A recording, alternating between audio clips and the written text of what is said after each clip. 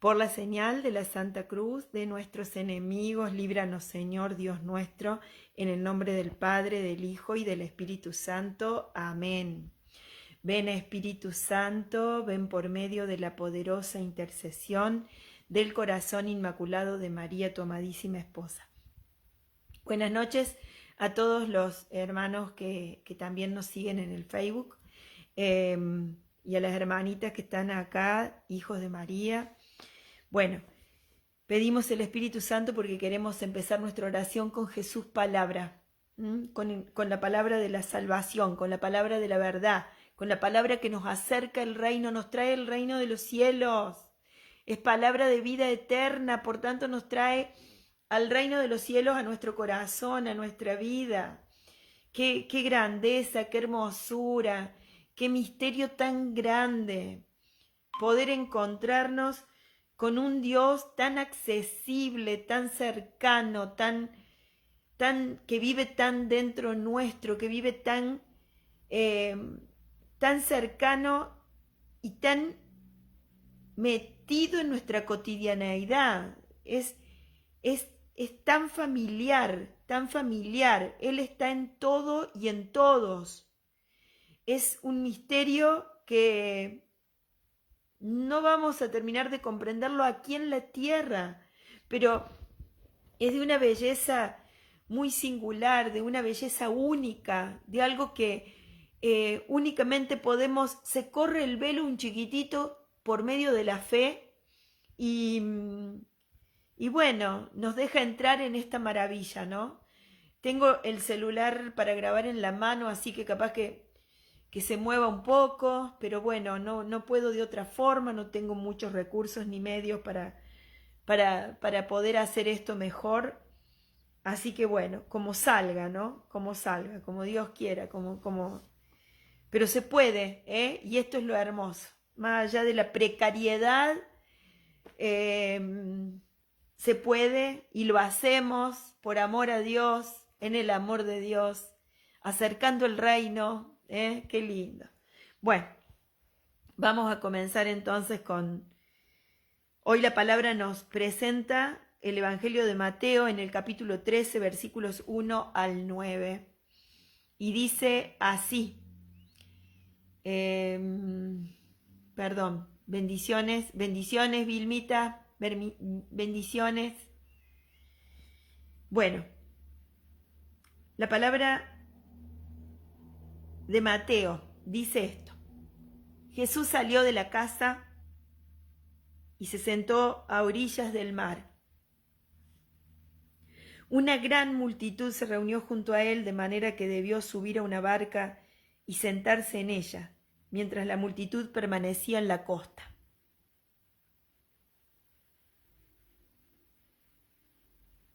Entonces él les habló extensamente por medio de parábolas.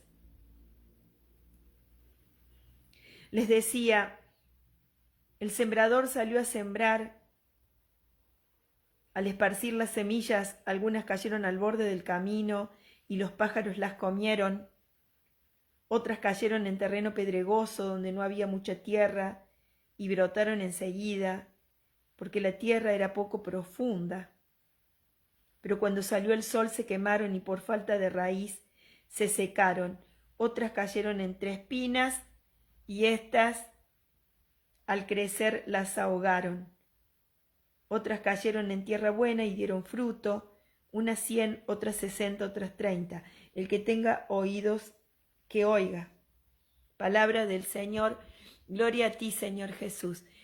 La parábola del sembrador, lo primero que me trajo lo que es el reino, lo que es vivir y traer el reino a nuestras vidas. Lo primero que me trajo el Espíritu fue instantáneo. Jesús se sentó a orillas del mar y una de las cosas que me traía al corazón era esto, digo, si tengo que hacer una composición del lugar, lo veo a Jesús sentado a orillas del mar, me veo a mí cerca escuchándolo en la orilla del mar y estaba hablando antes del reino que viene a mí y de la precariedad para transmitir la palabra, para meditar su evangelio, su palabra.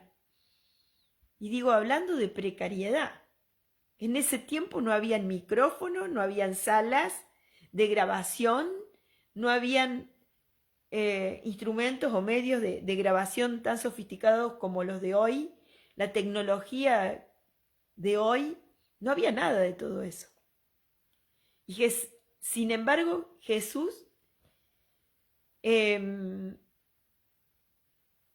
las arreglaba. El reino de los cielos se las arreglaba. Y nosotros hacemos lo mismo. Nos las arreglamos como podemos. Y acá no hay dinero, no hay plata, no hay medios, no hay recursos. No hay nada. Hay pobreza, mejor dicho, ¿no? Pero ¿quién más pobre que nuestro mismo Jesús, saliendo a predicar el reino de los cielos? Lo que tendría que haber es riqueza en santidad, para que el mensaje llegue lejos, para que el mensaje llegue a quienes lo necesitan, para que abra oídos, para que abra ojos, miradas, se expanda nuestra mirada, se amplíe la mirada, para levantarla la mirada y poder mirar a los hermanos de frente y no mirarnos lo que siempre digo, a veces nos miramos mucho el pupo. Y predicar el evangelio, predicar después de haber escuchado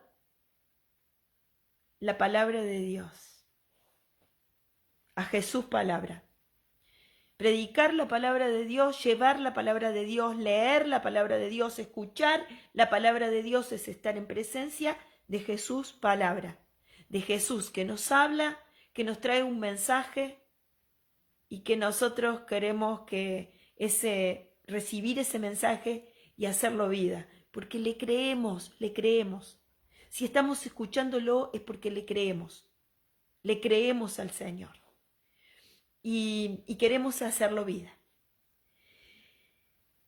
Justamente la palabra de hoy dice que Jesús les habló extensamente por medio de parábolas, extensamente, ¿eh? Hoy esa es otra cosita que llega al corazón porque algunos me reclaman el hecho de ser extensa. Estamos en la cultura del compre ya, del evangelio en un minuto o en medio minuto, del evangelio rápido, ¿sí? Se tiene que escuchar y tiene que ser todo rápido. Y no entiendo cómo en esa rapidez y de esa manera y de esa forma nosotros podemos navegar mar adentro de la palabra. ¿Cómo hacemos? Es imposible.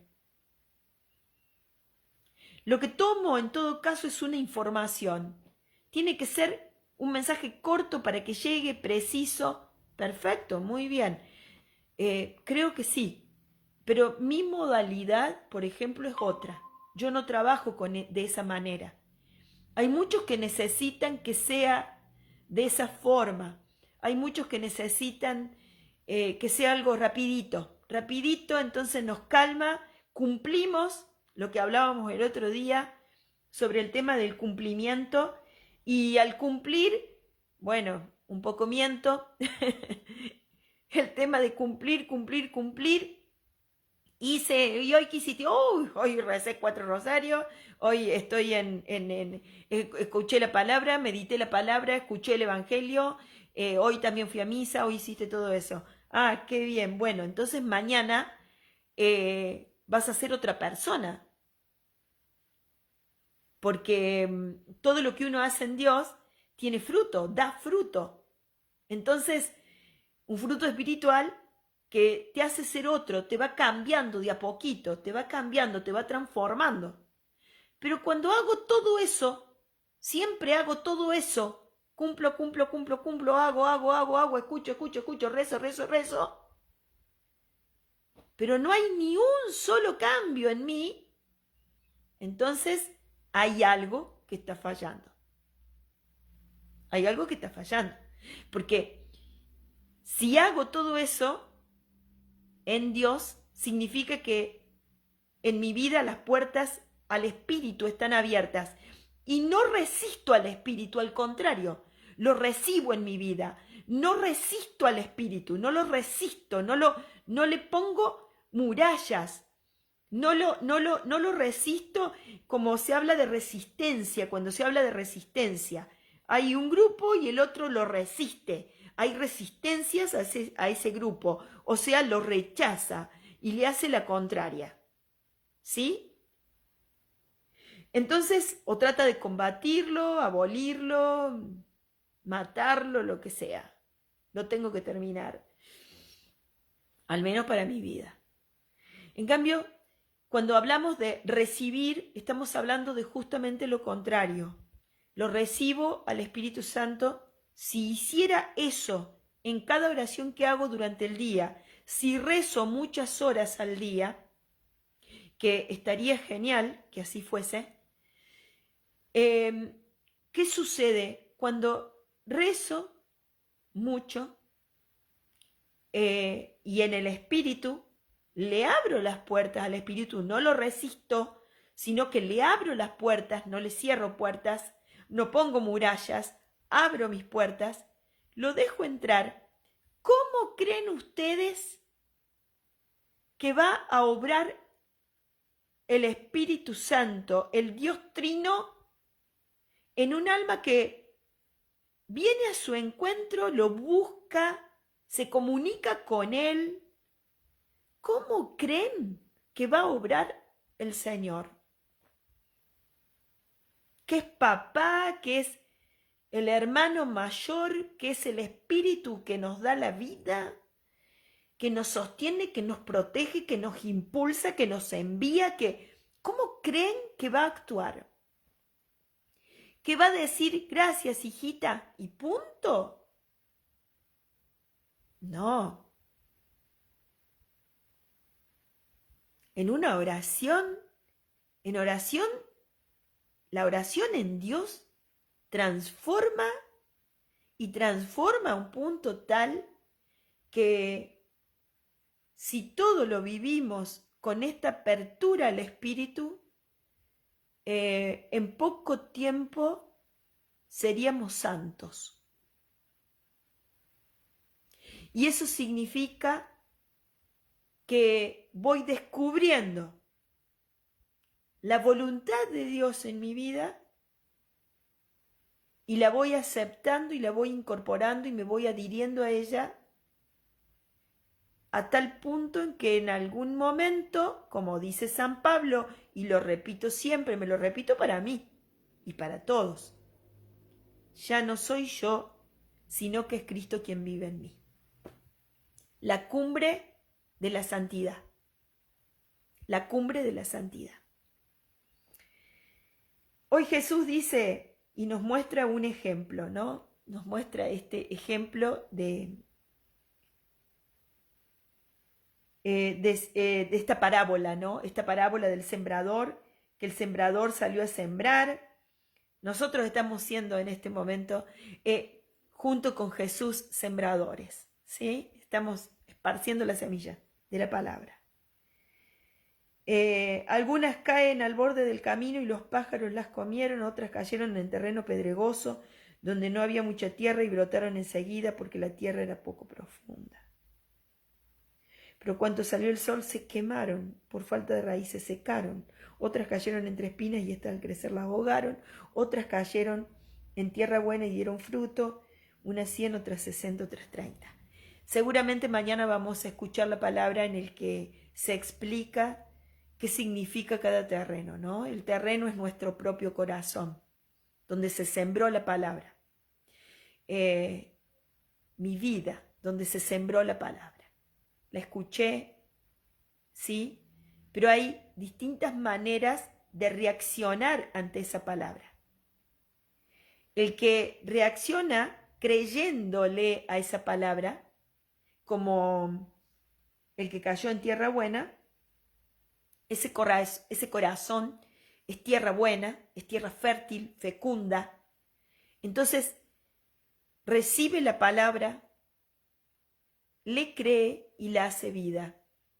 En ese es lo que decía recién. Ese es el que va a dar fruto, fruto abundante. En algunos 100, en otros 60, en otros 30, depende de cómo la vivamos, ¿sí? Lo importante es que de alguna manera lo vivamos.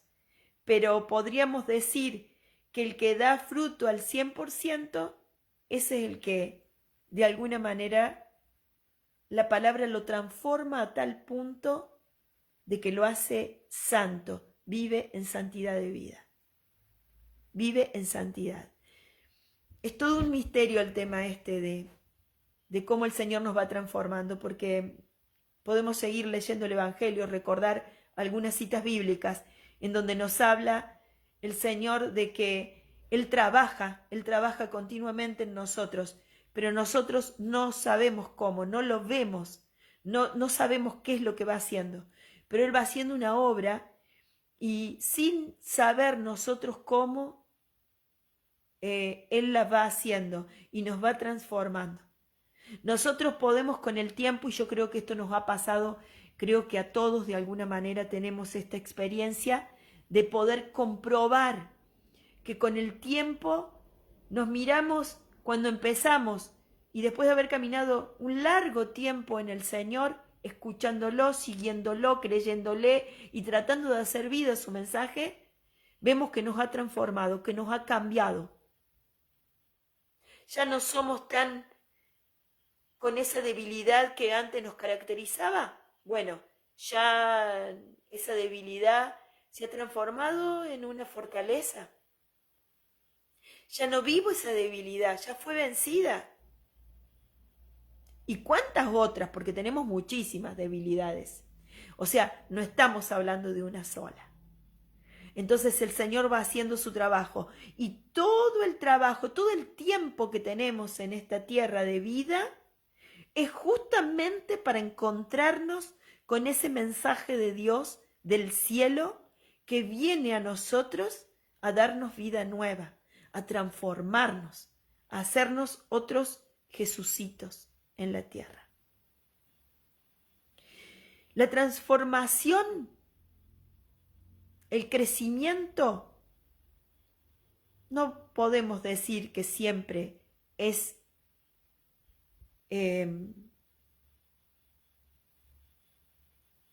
feliz, que nos provoca una continua alegría.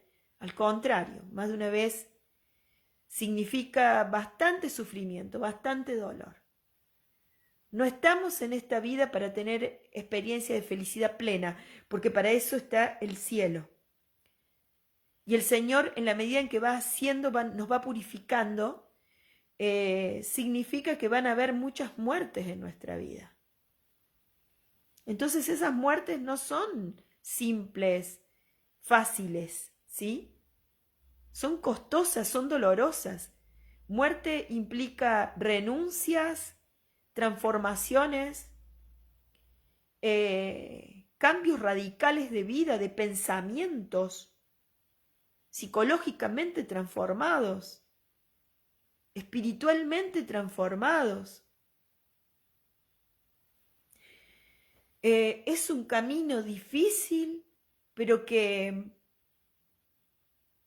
en la medida en que vamos avanzando y vamos viendo los frutos en nuestras vidas, nos vamos dando cuenta que nuestro equipaje es como que se va aliviando. Ya no es tan pesado como antes, es más liviano.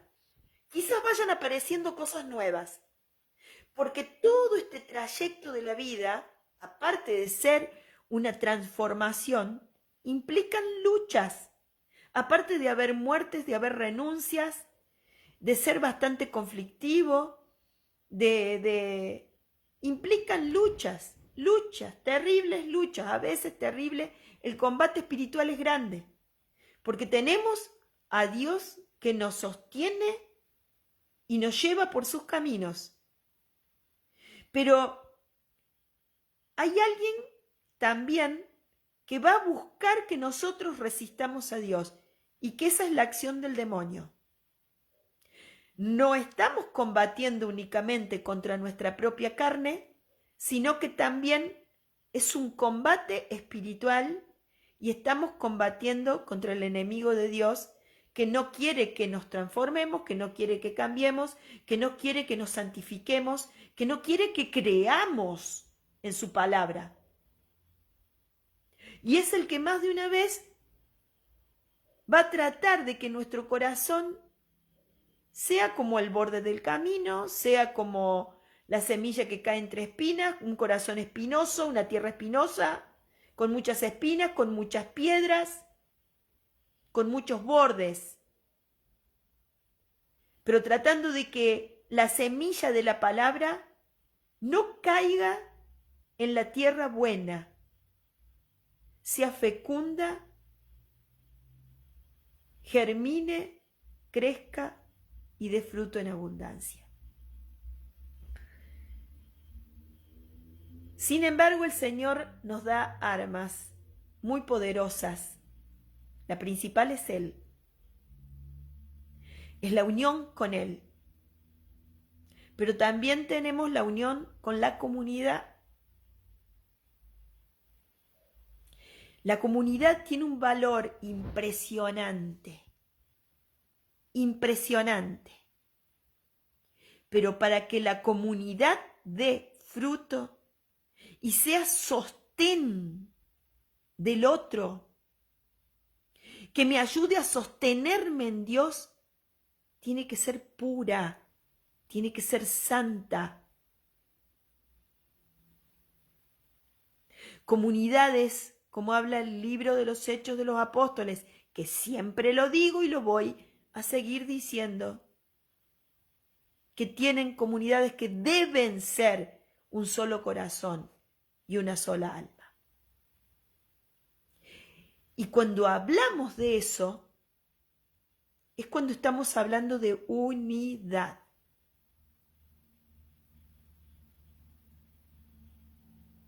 Un solo corazón y una sola alma significa que están todos unidos al punto tal que sean uno solo. Así como, por ejemplo, un bebé en el vientre de su mamá. Nosotros no vemos a dos personas. Hay dos, pero vemos una. Están unidos. Uno le da vida al otro y el otro vive por la vida que le ha dado su mamá. En Dios, Jesús le da este ejemplo a Santa Faustina, está en su diario, en donde dice que los que creen en Él, que los que confían en Él, están más unidos aún que un bebé en el vientre de su mamá, que un hijo con su madre cuando está en su vientre, más unidos a Él. Así que miren ustedes la importancia de cuidar la unidad con los demás. Pero unidad en el amor.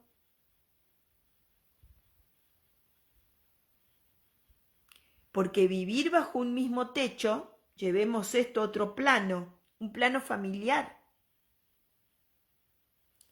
no significa que sea una familia unida. Hay peleas, hay infidelidad.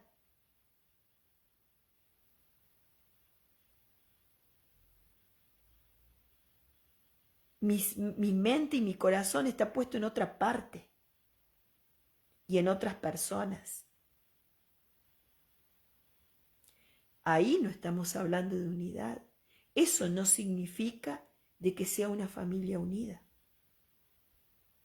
Estar bajo el mismo techo no implica ser una familia unida. ¿Qué es lo que une y qué hace que una familia, una comunidad sean unidas? el amor. Más allá de las debilidades que cada uno tenemos. No estoy hablando de ser perfectos. Estoy hablando de vivir en el amor. De que el amor sea el que nos une más allá de nuestras debilidades.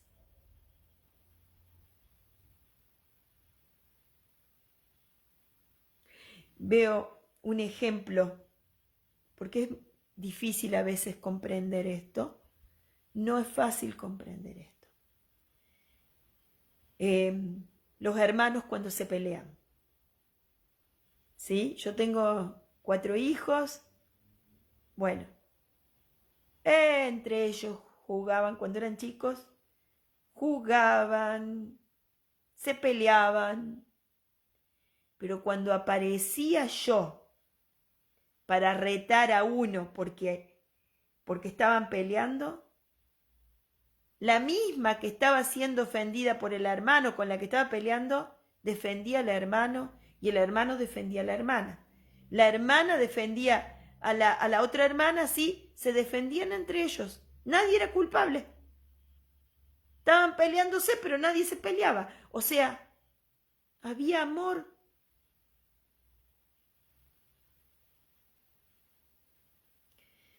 Más allá de la pelea.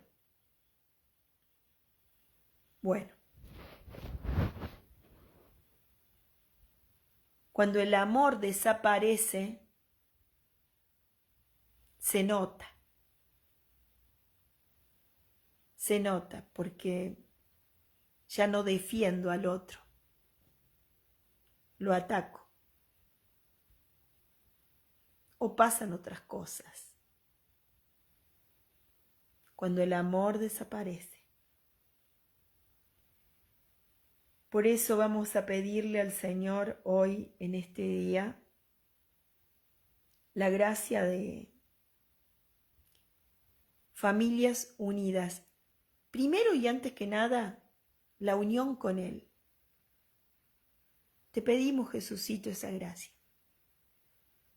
De la unidad con vos. De no perder esa unidad, porque si perdemos esa unidad lo perdemos todo. La segunda es la unidad de la comunidad en tu corazón. Ser fieles en tu corazón. El don del amor en nuestras comunidades. El don del amor y de la unidad en nuestras familias. El don del amor y la unidad con nuestros amigos queridos. Que queden sellados con la sangre preciosa de Jesús todos esos vínculos de amor y que estamos unidos en el nombre del amor, en este caso como es un grupo de oración, porque estamos unidos en el nombre de Jesús. Entonces, en su nombre, también me viene, quedemos unidos, también me vienen los vínculos de trabajo. Me llega al corazón eso, los vínculos con las personas que trabajamos. Que haya unidad también en el amor. Porque respetar al otro es amarlo. Es una manera de amarlo. Y eso se necesita más que nada en ambientes laborales, aunque el respeto es en todo lugar y en todo momento y por todos. Pero es una manera más peculiar de los ambientes laborales, ¿sí? Porque ya no hay esos vínculos tan cercanos como el familiar, por ejemplo, o el del amigo, el de la amiga, ni hablar con el vínculo con Dios, con nuestro Señor, el más íntimo de todos. Bueno, pidamos todo eso. Y que la palabra termina diciendo, el que tenga oídos que oiga. Bueno, abre nuestros oídos, Señor, para que oyendo tu palabra, tu mensaje, creyéndole, podamos hacerlo vida y dé fruto en nosotros, fruto en abundancia. Y te vamos a pedir algo más, Señor. Que ese fruto no sea el 30 y el 60. Te vamos a pedir la gracia, el don de la santidad, que dé al 100%. Que el sentido de ser en esta tierra haya cumplido su misión al 100%, que es la santidad, el seguirte, Señor, al 100%, amar tu voluntad más allá de lo que tengamos que renunciar, más allá del combate que signifique, más allá de todo. Y después en el cielo veremos los frutos, porque a mayor santidad, mayor gloria. No nos vamos a arrepentir de eso, aunque aquí nos cueste, y nos cueste mucho o poco, pero nos va a costar un poco, ¿sí? Entonces, más allá de eso, en el cielo veremos los resultados, la recompensa, los frutos, la belleza, y te vamos a alabar y vamos a cantar tu misericordia por toda la eternidad. Hablando de misericordia, ahí está, Jesús misericordia, querido Jesús, amado. Bueno, gracias Señor por esta palabra, te alabamos y te bendecimos, te adoramos, y ahora vamos a continuar con el rosario. Pero con mis recursos tan pobres no tengo cómo sostenerlo y se me está calambrando la mano, así que voy a tener que cortar la grabación. Así que bueno, un abrazo para todos y bendiciones, si Dios quiere, hasta mañana. Bendiciones. Hasta mañana, bendiciones.